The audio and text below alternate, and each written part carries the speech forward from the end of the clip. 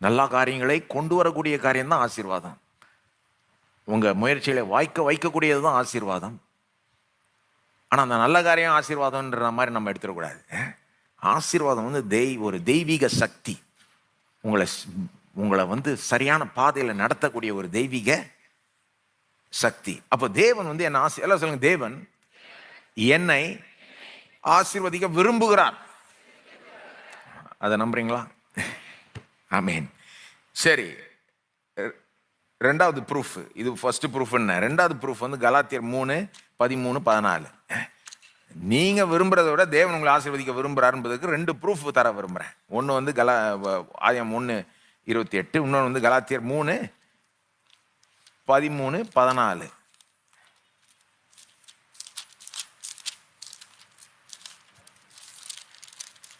இது என்ன சொல்லுது நமக்கு? இயேசுனுடைய சிலுவை மரணத்தில் என்ன நடந்ததுன்றதை சொல்லுது இல்லையா?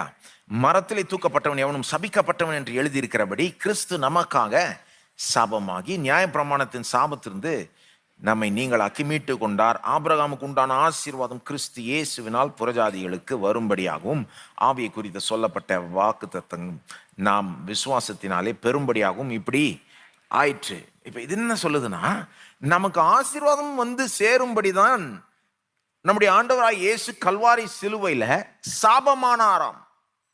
உங்களுக்கு தெரியுமா? இயேசு வந்து கல்வாரி சிலுவையில சாபமானார். அப்படியே சொல்லுது 13ஆம் வசனம். பாத்தீங்களா? அத கிறிஸ்து நமக்காக சாபமாகி, எல்லாம் சொல்லுங்க, கிறிஸ்து நமக்காக சாபமாகி. அப்படின்னா என்னங்க அர்த்தம்? யோசித்து பாருங்க. இயேசு வந்து எவ்வளவு பாடுபட்டு மரிச்சார் சிலுவையில.